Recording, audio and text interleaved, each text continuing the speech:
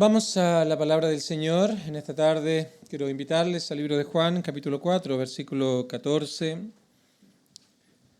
Las palabras de nuestro Señor Jesucristo: mas el que bebiere del agua que yo le daré no tendrá sed jamás, sino que el agua que yo le daré será en él una fuente de agua que salte para vida eterna. Y el tema que vamos a considerar en esta tarde se titula ¿Cómo hallar descanso para nuestras almas? Descanso para nuestras almas. Y todo esto en el contexto de una hermosa y maravillosa historia que se nos presenta en el capítulo número 4 de este libro de Juan, donde hay hermosísimas lecciones para nosotros, tanto para creyentes, pero también de manera especial para aquellos que hoy día nos visitan o que nunca han experimentado el glorioso poder transformador del Evangelio, porque vemos aquí cómo el Señor trata con una mujer de una manera muy particular, muy hermosa, por cierto, trayéndola a un entendimiento verdadero y real acerca de quién era Él, y cómo el Señor finalmente trabajó en su vida y lo puso ahora en una relación correcta con Dios, de estar lejos. Ahora disfrutaba de comunión con Dios, de vivir vidas religiosas, no conforme a la palabra del Señor. Ahora puede entender y comprender más acerca de cuál es la voluntad del Señor. Y se nos habla de una mujer samaritana. No sabemos, la verdad, mucho de ella, no sabemos su nombre. Lo que vemos en la historia es que ella vino a buscar agua, un pozo, para poder tener sustento para su cuerpo. No nos olvidemos que era una zona donde el agua era un bien vital para la vida, como lo es también en nuestro contexto, pero más aún en lugares muy, muy calurosos. Pero esta mujer desconocía una realidad que había en su ser, en su alma, en su corazón. Ella venía por una necesidad del cuerpo, pero a la vez desconocía que había una necesidad mayor. Había algo que iba más allá de lo temporal, tiene que ver con lo material, sino un asunto que tenía que ver con el alma, un asunto que tenía que ver con su realidad delante de Dios. Y como no sabía que la tenía o la desconocía, tampoco buscaba cómo poder aliviarla, cómo poder solucionarla. Y nos muestra también en este pasaje, en particular a partir del versículo número 15, que era una mujer que se caracterizaba por buscar satisfacción en las cosas de este mundo. Buscaba satisfacción en relaciones rotas, en los placeres que le ofrecía este mundo. Llevaba 5 divorcios a cuestas y la persona que ahora estaba con ella no era su marido. Eso está a partir del versículo 15 o 16 del mismo capítulo número 4, mostrándonos el estilo de vida que ella tenía. Así que la vemos acá con una alma seca, una alma sin refrigerio, sin descanso, más bien buscando de una u otra manera cómo poder satisfacer esta necesidad que no la entendía en un sentido espiritual, sino más bien netamente como algo superficial, como algo rutinario. Era una mujer que al final del día, podemos decir, estaba sin esperanza. Toda la vida para ella era este mundo, las cosas que podía disfrutar acá. Y toda su vida se caracterizaba por una mera rutina, sin propósito realmente. Tenía una existencia, pero no había verdadera vida en ella. Los días pasaban. Tal vez si pensamos en tiempos actuales, llegó la adolescencia, luego la juventud, tal vez se casó, tuvo algunos fracasos y una y otra vez, pero buscaba una y otra vez en cosas, de qué manera estas cosas podían funcionar. Tal vez pensó en que la familia podía traer solución, o el trabajo, o las riquezas, pero nada de esto estaba funcionando. Entonces, todo esto nos manifiesta y nos muestra una realidad, una verdad que debemos también reconocer, que es la miseria espiritual del hombre. Porque el pecado es como un pozo seco. De esa manera podemos entender el pecado, es como un pozo, pero que no tiene agua. Y un pozo sin agua no puede refrescar. Podemos tratar de sacar algo, pero va a ser vano. Sin agua no puede dar refresco. No puede hacer nada de aquello, y así también es el pecado. Promete muchas cosas, pero no las puede dar. Muy por el contrario, el pecado aparta de Dios, el pecado condena, y el pecado trae una sed que el hombre no puede saciar con las cosas de este mundo. Cuando miras a la sociedad y tal vez miras tu propia vida, te encuentras que muchas veces termina siendo la búsqueda de algo que ni siquiera sabes qué es. No hayas verdadera dicha ni verdadera plenitud en todas las cosas que has buscado. El trabajo, las riquezas, los placeres. Y llega un momento, te sientas tal vez en el sillón de tu hogar y dices como simplemente Salomón lo expresa en Eclesiastés. Vanidad de vanidades, todo es vanidad, todo es vacío.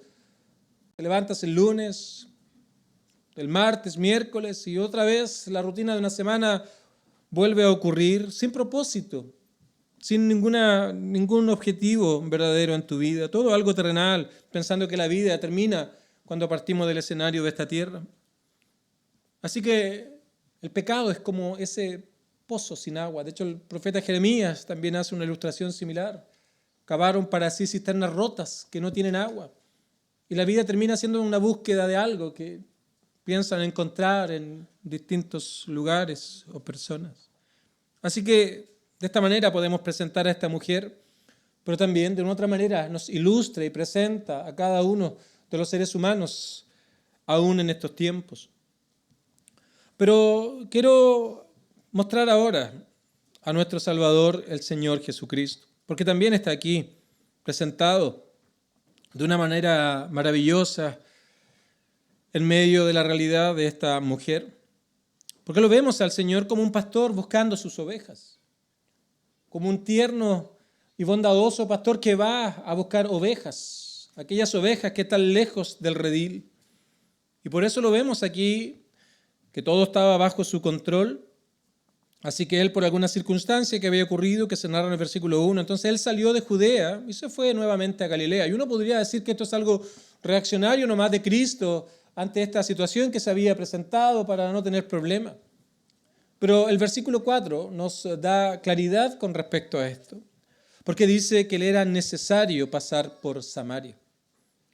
Para ir de Judea a Galilea habían 3 rutas conocidas en aquellos años. Una muy corta, otra un poco más extensa y una tercera que era mucho más larga que las demás, que inclusive tenía ciertos riesgos. Y ese camino precisamente iba a pasar por una ciudad llamada Sicar. Entonces, camino de Judea a Galilea, era necesario que él tuviera que pasar por Sicar. Ahora, esto no era aleatorio, no era algo circunstancial, no era algo simplemente que surgió de la nada, sino que el Señor tenía una misión que cumplir, era necesario. Así estaba planeado por nuestro Señor, todo estaba bajo su control, porque precisamente tenía que ir al encuentro de esta mujer que acabamos de presentar, una mujer que estaba lejos de Dios, una mujer que buscaba plenitud lejos de Dios y que su vida se caracterizaba por seguir las ideas, las corrientes y la manera del mundo de hallar plenitud. Y de esa misma manera, el Señor hoy día nos trae, nos convoca, podemos reunirnos aquí, los creyentes vienen en gratitud al Señor para rendirle a Él adoración y también mostrando amor y cuidado hacia tu alma. Te han invitado tal vez, algún familiar, algún amigo, tal vez de una otra manera nos atendiste a la iglesia. Y de esa manera entonces el Señor te permite poder prestar oído a este glorioso mensaje del Evangelio.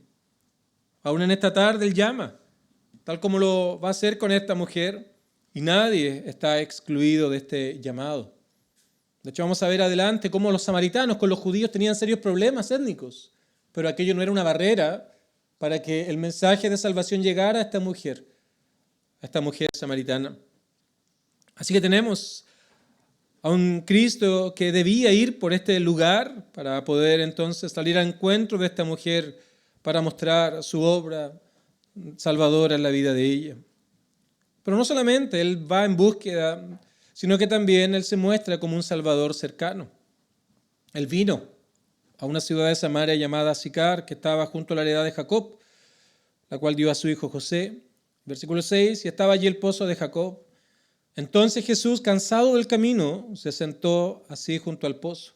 Era como la hora sexta, mediodía, caluroso, en aquellos lugares bajo un potente sol, así que es natural que nuestro Señor estuviera cansado del camino que tuvo que recorrer, era un camino largo. Entonces se sentó cansado allí junto al pozo. Y estas palabras pudieran parecer que no tienen mayor relevancia, pero tienen toda la relevancia que podríamos darle, porque esto es algo realmente maravilloso, que Cristo, el Salvador eterno, haya dejado las glorias eternas para venir y tomar las limitaciones humanas. En su naturaleza humana, Él se sintió cansado. Él tuvo que experimentar las limitaciones propias de un hombre, de una mujer, para poder ser fiel representante de aquellos que iban a ser salvos.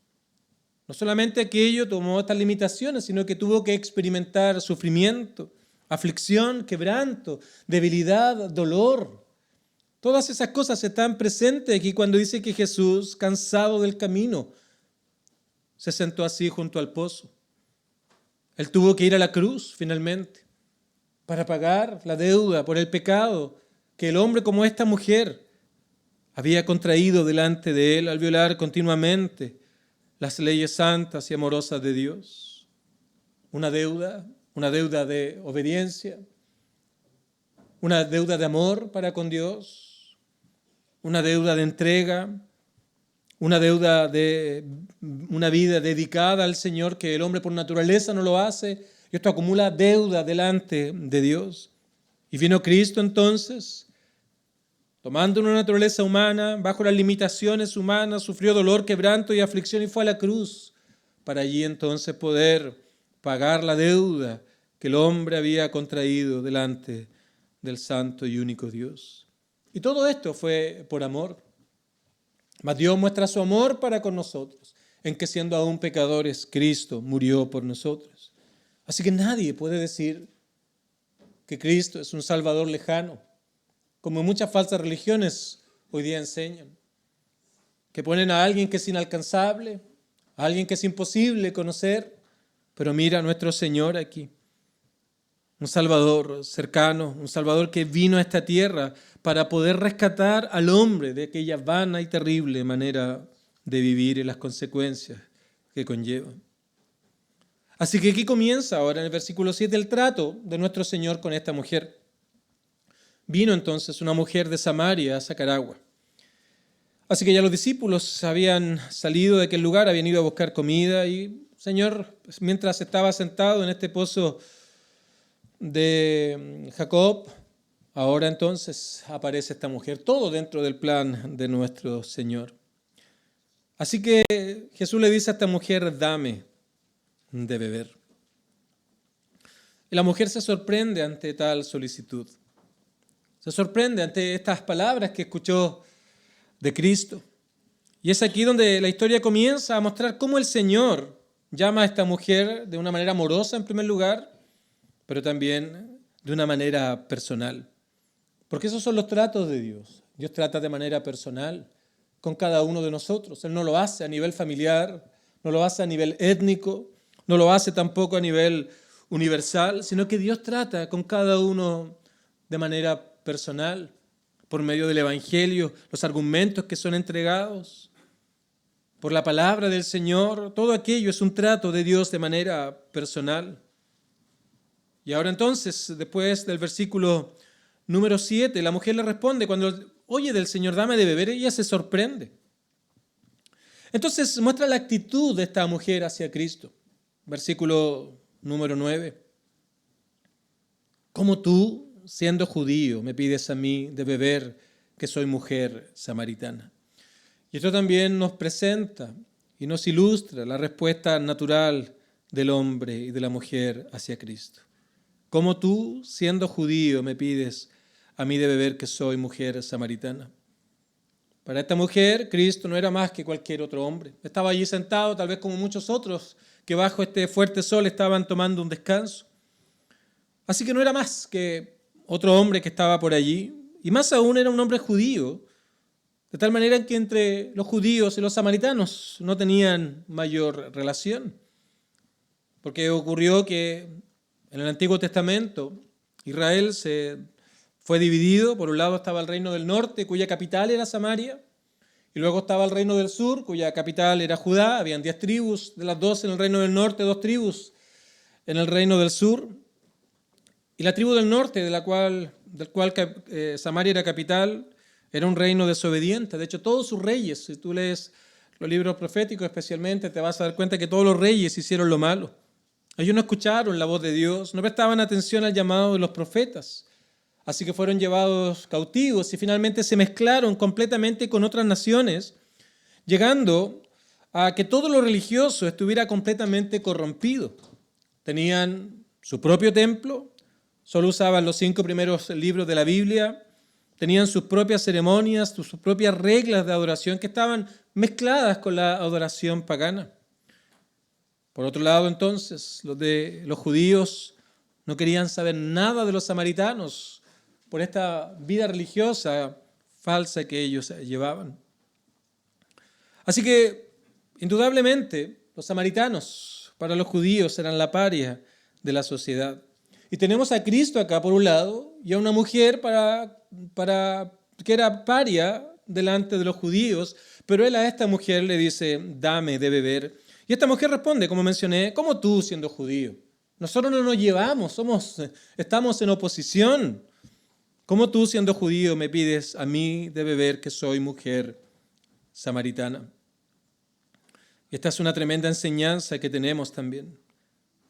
No solamente tenemos que nuestro Salvador es un Dios cercano, es un Señor que vino a esta tierra tomando una naturaleza humana para redimir al hombre de sus pecados, sino también vemos que el amor de Dios cruza cualquier límite geográfico, cualquier límite étnico, cualquier límite social, cualquier límite académico.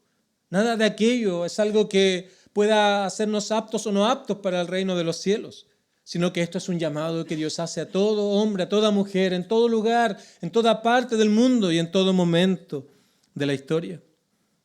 Así que si eres tal vez como esta mujer que dices que no hay esperanza, es que soy muy pecador, es que Dios jamás me podría perdonar, jamás podría alcanzar misericordia, tan solo mira a nuestro Señor mostrando amor, mostrando misericordia a esta mujer que precisamente era sin esperanza para los judíos.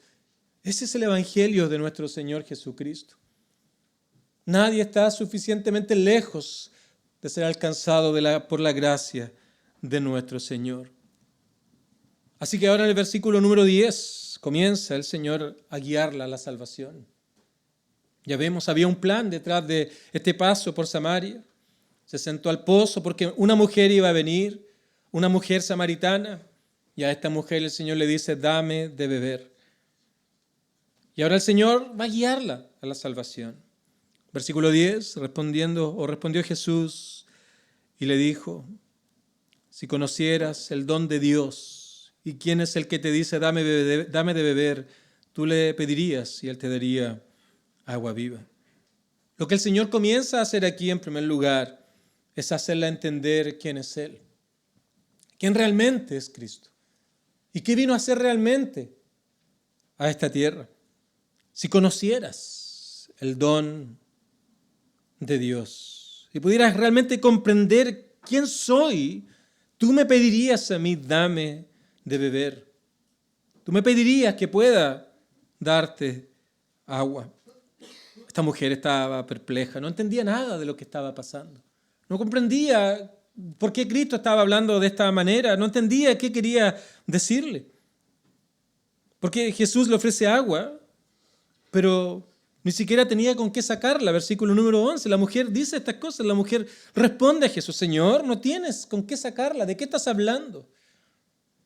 Y el pozo además es hondo. El pozo es algo que no es fácil sacarla. ¿De dónde pues tienes el agua viva? Y luego el Señor vuelve a responder en el versículo número 13. Cualquiera que bebiere de esta agua volverá a tener sed. Así que la vida de esta mujer transcurría como la vida de cualquier persona en este mundo que no ha creído en el Evangelio. una vida religiosa externa basada en ceremonias como era propio de los samaritanos, pero por otro lado una vida completamente ajena a los estándares de Dios, lo que se manifiesta en los versículos que siguen a partir del versículo 16. Pero el Señor ahora va a mostrar la necesidad que ella tiene de una agua que realmente pueda saciar su alma. Y el agua, usualmente la palabra del Señor es usada como un símbolo para nuestras almas. La sed satisface, la sed quita la sed, limpia, refresca. Y ahora Cristo aplica esto entonces a una necesidad, no del cuerpo solamente, sino a una necesidad del alma. Pero aún así esta mujer no lograba comprender lo que Cristo estaba diciendo. Lo vemos claramente aquí en el versículo número 11, número 12. Señor, no tienes con qué sacarla. ¿De dónde pues tienes el agua viva? ¿Acaso eres mayor que nuestro padre Jacob, que nos dio este pozo, de la cual bebieron él, sus hijos y sus ganados? Y la respuesta entonces de esta mujer a las palabras del Señor, que cualquiera que bebiera esta agua volverá a tener sed, más el que bebiere del agua, verso 14, que yo le daré, no tendrá sed jamás. Así que esta mujer no entendió realmente lo que el Señor estaba diciendo. No entendió realmente lo que Cristo estaba enseñándole. Porque esta mujer estaba mirándolo todo en un sentido terrenal, en un sentido temporal, en un sentido inmediato, pero no en un sentido eterno ni espiritual. Y de esa manera también es la respuesta natural del hombre al Evangelio. No entiende, no logra dimensionar lo que realmente Cristo vino a hacer. Para algunos no es más que un buen ejemplo moral o la excusa perfecta para reunirnos como familia en ciertos momentos del año, o simplemente un accesorio sin mayor relevancia para nuestra vida. Para otros es una pérdida de tiempo. Para otros no es más que el Dios de algún amigo o de algún familiar. Pero tal como esta mujer, muchos, tal vez de los que están hoy aquí, tienen puntos de vista equivocados con respecto a la fe, con respecto a la vida y con respecto a Cristo. Porque la mujer dijo en el versículo 15, Señor, dame de esa agua para que no tenga yo sed ni venga aquí a sacarla. Todo eso es algo temporal, es algo terrenal. Para no tener que venir acá a gastar mi tiempo, sino pueda entonces no necesitar más de esto para mi satisfacción corporal. Toda su vida estaba en esta tierra, no tenía un propósito, no había absolutamente nada más que las cosas del día a día y proyectos tal vez a corto o mediano plazo, pero nada más que aquello. Y tal vez muchos entienden el Evangelio, pero nada más. Pueden comprender acerca de la santidad de nuestro Dios, que hemos violado la santidad de Dios por medio de la desobediencia a sus normas, y Dios que justo ahora debe castigar nuestro pecado y nos condena al infierno eterno, y entendemos que Cristo vino a deshacer las obras de Satanás para darnos nueva vida y poder ser salvos delante y ser salvos de la ira de Dios. Y nos llama al arrepentimiento y la fe, y tal vez lo podemos recitar de una manera perfecta, pero nada más que aquello. ¿Piensas que no hay vida más allá de la muerte? Así que todos los objetivos, metas, tienen que ver con estas cosas pasajeras y temporales. Y ven a Jesús meramente como la respuesta a todos los problemas que podríamos tener aquí, pero ninguno de ellos espirituales. Así que algunos lo verán como un chamán, una especie de ese tipo. Cuando estoy enfermo lo voy a buscar, o cuando tenga algún problema en mi alma voy a ir para simplemente tener algún tipo de terapia para mejorarme y luego seguir en mi propia vida. Todo eso está aquí. Señor, dame de esa agua para que no tenga yo sed, ni vuelva aquí a sacarla. No había interés espiritual en ella. No comprendía las cosas espirituales. No realmente comprendía el destino eterno de su propia alma. Ella todo lo pensaba en esta vida entre nacer y morir, y no consideraba la eternidad. Y muchos vienen a Cristo de esa manera, simplemente para tener un mejor pasar, sanidad del cuerpo, o a búsqueda de alguna satisfacción en la vida. ¿Por qué han buscado en tantos lugares? Bueno, ¿por qué no buscar en la iglesia entonces? Pero aquí el Señor comienza a mostrar amorosamente la realidad espiritual de la alma de esta mujer, confrontándola con la ley de Dios, porque eso es lo que hace el Evangelio. El Evangelio apunta directamente a nuestras conciencias, directamente a nuestro corazón, apela directamente a la realidad interna. No habla de ceremonias el Evangelio. No nos dice que hay que cumplir esto para ser salvo, obrar esto para ser salvo. Lo primero a lo que apunta el Evangelio es a la realidad de nuestra vida, la realidad de nuestro corazón, para que veamos la necesidad que tenemos de un Salvador. Él entonces, en el versículo 16, cuando ya piensa terrenalmente ahora, el Señor le dice, ok, ve, llama a tu marido y ven acá. El Señor, usando la ley moral, los 10 mandamientos, le hace esta solicitud. Esta mujer se debió haber sentido incómoda, tal como el Evangelio muchas veces nos incomoda. Nadie puede ser neutral al Evangelio, queridos amigos. Más bien, o somos compungidos en nuestro corazón como una flecha que atraviesa nuestra alma, o simplemente lo rechazamos, simplemente lo dejamos pasar, no nos interesa. Pero nadie puede ser neutral con respecto a esto. Esta mujer se sintió incómoda. Las palabras del Señor le removieron su conciencia. Tal vez se preguntaba quién era este hombre, que sin conocerle sabía los detalles de su vida. Porque le dice la mujer, no tengo marido. Y Jesús le dice, bien has dicho, no tengo marido. Porque el Evangelio es directo, queridos amigos. Hoy día muchos tratan de embellecer el Evangelio para no afectar a las personas. Y te proponen un evangelio falso, alternativo a este evangelio. Y te van a decir, no te preocupes, todo va bien. No, Dios te llamó simplemente para ser un gran personaje en esta tierra. Sin hablar a tu alma, sin hablar a tu corazón. No, Dios te llama para tener meras experiencias. Místicas tal vez, estáticas y todo en un asunto corporal, estéticas, perdón. Pero mira cómo el evangelio habla directamente a la conciencia y esta mujer responde, no tengo marido, y Jesús simplemente le dice, bien has dicho, no tengo marido. Porque 5 maridos has tenido y el que ahora tienes no es tu marido.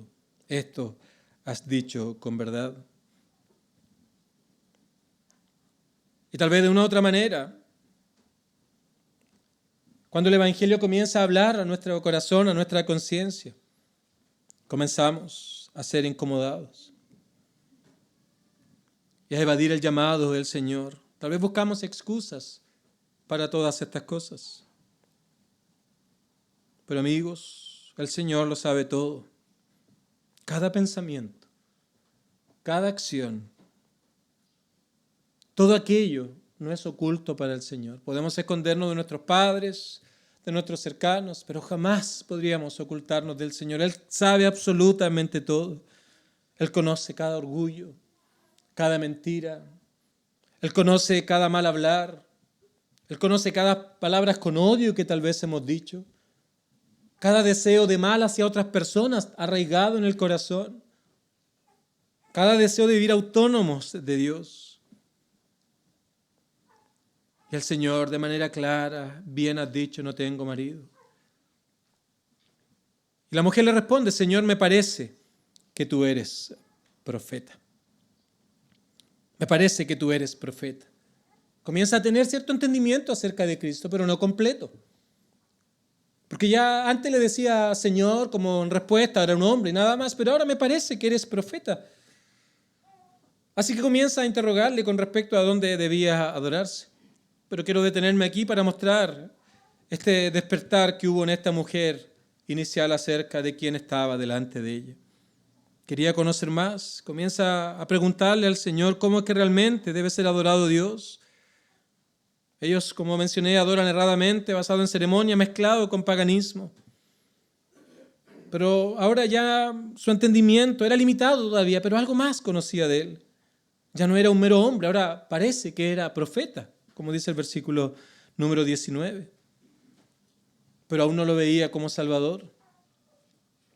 Porque le dice el versículo 25, le dijo a la mujer, sé que ha de venir el Mesías llamado el Cristo. No lo reconocía como el Salvador, no lo reconocía como aquel que podía darle comunión con Dios.